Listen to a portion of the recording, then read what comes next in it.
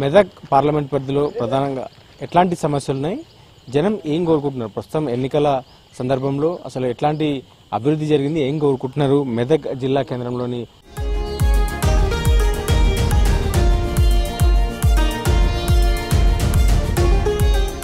అసలు ఏంది, మెదక్లో ఏం డెవలప్మెంట్ జరిగింది, మెదక్ పార్లమెంట్ పరిధిలో మీ జిల్లా కేంద్రంలో అసలు ఎట్లా ఉంది డెవలప్మెంట్, ఏంది, ఏం జరగాలని కోరుకుంటున్నారు? మెదక్ పార్లమెంట్ పరిధిలో ఇంతవరకు మాకు అనుకున్నంత డెవలప్మెంట్ ఏం కాలేదు. ఇప్పుడు మేము మెదక్ డెవలప్మెంట్ కావాలని చెప్పి ఆశిస్తున్నాము.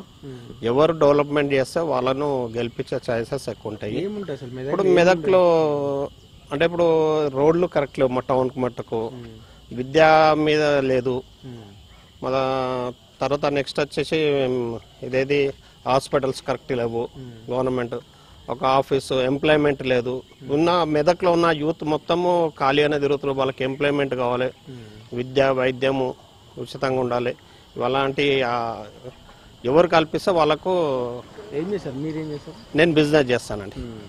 ఎట్లా ఉంటుంది అంటే ఇక్కడ వ్యాపారానికి అనుకూలంగా ఉంటుందా ఇదంతా ఈ మెదక్ టౌన్? సో ఎట్లా ఉంటుంది అంటే వీళ్ళ మధ్యలో ఇప్పుడు క్యాండిడేట్ పరంగా కావచ్చు, పార్టీ పరంగా ఎట్లా ఆలోచిస్తున్నారు మీరు కానీ, లేకపోతే మీ వ్యాపార వర్గాలు కానీ, అంటే ఎట్లాంటి ఆలోచన? వ్యాపారం కానీ క్యాండిడేట్ పరంగా కానీ మేము మెదక్ను ఎవరు డెవలప్ చేస్తే వాళ్ళకు ఓటేసి గెలిపించుకోగలమని చెప్పేసి మా ఆలోచనలో ఉంది. మెదక్ మీరేం చేస్తారు?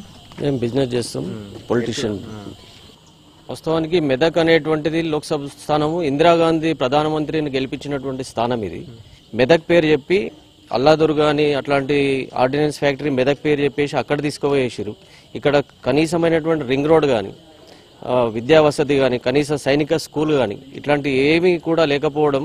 ఒకప్పుడు మెదక్ సుభాగా కేంద్రంగా ఉన్నటువంటి ఇది 4 రాష్ట్రాలకు ఒక కేంద్ర బిందువుగా ఉన్నటువంటి మెదకు మొత్తం పూర్తిగా వెనుకబడిపోయింది. స్టేడియం ఉంది ఇక్కడ. స్టేడియంలో ఎంతోమంది మెదక్లో ఉన్నటువంటి యువకులు ఇక్కడ వచ్చేసి వాళ్ళు ఏదైనా నేర్చుకుంటే వాళ్ళకు ఉద్యోగాలు వస్తాయనేటువంటి ఆశలు కూడా ఈ మెదక్ నుంచి లేకపోవడం అనేది దురదృష్టకరం.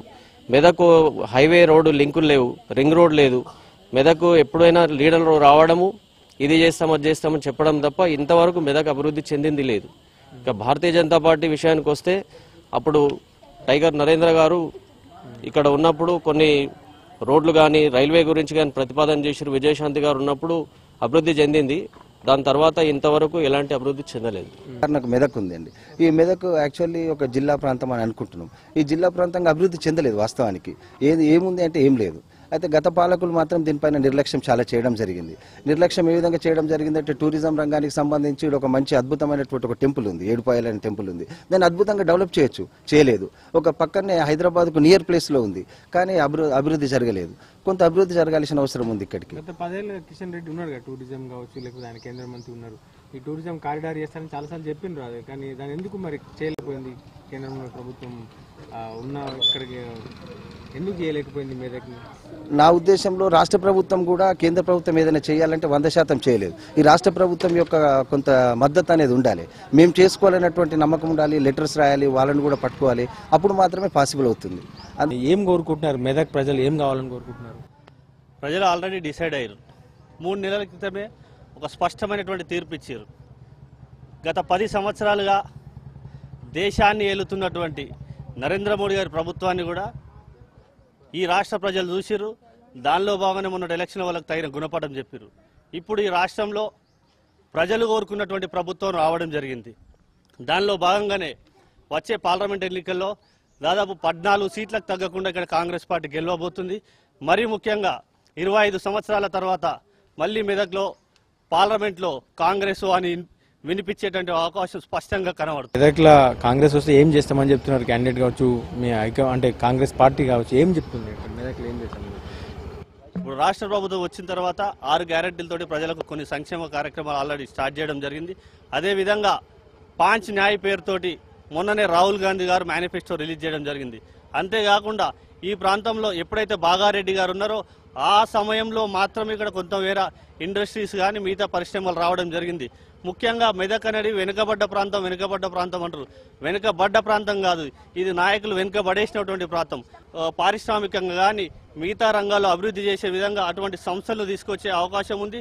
అదేవిధంగా రేవంత్ రెడ్డి గారు మొన్న ఇక్కడ వచ్చిన సందర్భంలో కూడా చెప్పారు, ఈ ప్రాంతానికి రాష్ట్ర ప్రభుత్వం నుండి ప్రత్యేకంగా నేను చొరవ తీసుకొని ప్రతి అసెంబ్లీ కాన్స్టిట్యున్సీలో కూడా యువకులకు ఉద్యోగ కల్పన కానీ ఇంకా ఎటువంటి మౌలిక సదుపాయాలు కూడా ఏర్పాటు చేస్తామని చెప్పడం జరిగింది.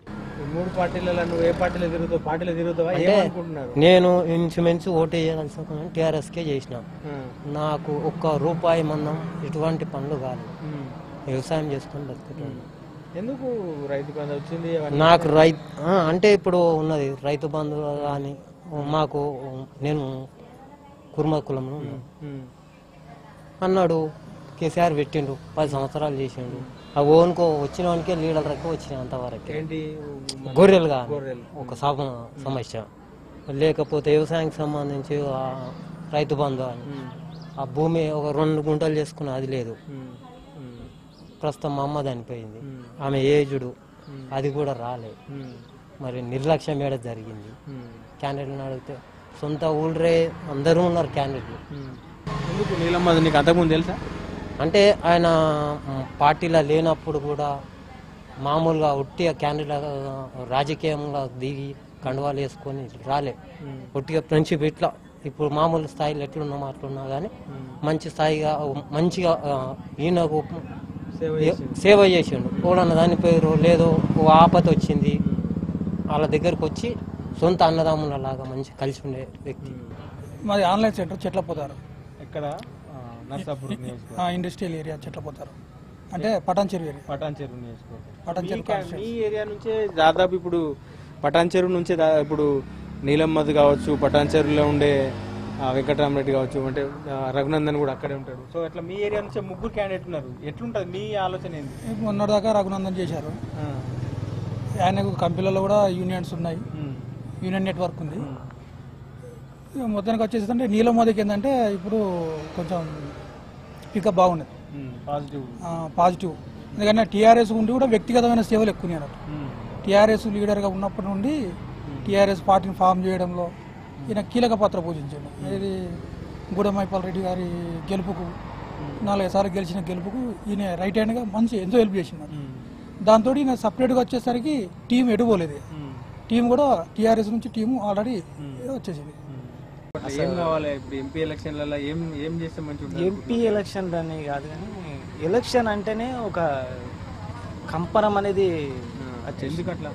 ఎందుకంటే ఇంతకుముందు చూసిన రాజకీయం వేరు, ఇప్పుడు ప్రస్తుతానికి నడుస్తున్న రాజకీయం వేరు ఉందండి. ఈ మరీ తెలంగాణ వచ్చిన తర్వాత అయితే ఇంకా దరిద్రం తయారైపోయింది. ఈ కేసీఆర్ వచ్చిన తర్వాత రియల్ ఎస్టేట్ అని, ఈ రైతు సమగ్ర సర్వే అని ఉన్న భూ రికార్డులను మొత్తం తొలగించేసి లేని దాన్ని ఇరికించేసి, అది కాకుండా ఇప్పుడు ప్రజల సమస్యలను పట్టించుకోకుండా వాళ్ళ సొంత అవసరాలకు వినియోగించుకొని ఏ ఒక్క ఎంపీటీసీ కానీ ఎంపీటీసీ నుంచి మొదలుకుంటే ఎంపీపీ వరకు మండల ఉన్న ప్రతి ఒక్కరు తన ఇష్టానుసారంగా అది ప్రజలకు మేలు చేయకుండా ఇష్టానుసారంగా వ్యవహరిస్తూ మొత్తం మన వ్యవస్థని నాశనం పట్టించింది. అలాంటిది ఇప్పుడు నాకు తెలిసింది ఏంటంటే, ఒక ప్రాబ్లం వస్తే సమాజంలో ఒక పోలీసు వ్యక్తికి సల్యూట్ కొట్టే సంస్కారం లేదు ఇప్పుడు ఈ ఉన్న సమాజంలో. ఆ కేసీఆర్ చేసిన పాలన అట్లాంటిది. ఇప్పుడు ఎంపీ ఎలక్షన్లలో ఎట్లుంటే మంచిగా ఉంటుంది అనుకుంటారు? ఏ గవర్నమెంట్ ఉంటే మంచిగా ఉంటుంది? అసలు సెంట్రల్ పాలిటిక్స్లలో డిసైడ్ చేస్తారా ఓటర్లు? ఏమనుకుంటారు ఇప్పుడు ఈ ఎలక్షన్లో ఓటు వేయడానికి? నేను అనుకుంటుంది ఏంటంటే, ఇప్పుడు 2 టగ్గపరు ఉంటాయి, బీజేపీ ప్లస్ కాంగ్రెస్. మెదక్ సంగతి అయితే మెదక్లో అయితే బీజేపీకి కాంగ్రెస్ భారీ టగ్గపరు. అలా 2 వీట్లలో ఏదైనా రావచ్చు. ఈసారి ఈ ఉన్న ప్రభుత్వం రేవంత్ రెడ్డి గారు నిజంగానే రైతులకు రుణమాఫీ చేసి అన్ని సౌకర్యాలు రైతులకు ముఖ్యంగా అన్ని విధాల సలహతులు చేస్తే ఖచ్చితంగా రైతులు ఓటు ఖచ్చితంగా రేవంత్ రెడ్డికి సపోర్ట్ ఉంటుందని నా మనస్ఫూర్తిగానే నమ్ముతున్నాను. మెదక్ రాజకీయ ముఖ చిత్రంలో భాగం ప్రధానంగా ఇటు అన్ని పార్టీల మద్దతు కూడగొట్టేందుకు ఒకవైపు నేతల అభ్యర్థుల ప్రచారం కొనసాగుతుంది, మరోవైపు విభిన్న అభిప్రాయాలు వ్యక్తమవుతున్నాయి. ప్రధానంగా స్థానిక సమస్యలపైన చర్చ జరుగుతుంది. ఇటు జాతీయ రాజకీయాలతో పాటు స్థానిక అంశాలపైన చర్చ జరుగుతుంది. స్థానిక అంశాలను పరిష్కరించడం, రైతుల సమస్యలను పరిష్కరించిన వారికే ఆ పట్టం కడతామంటూ కూడా మెదక్ ప్రజలు చెప్తున్నారు. కెమెరామెన్ రాజుతో శ్రీధర్, వీసీ న్యూస్, మెదక్ నుండి.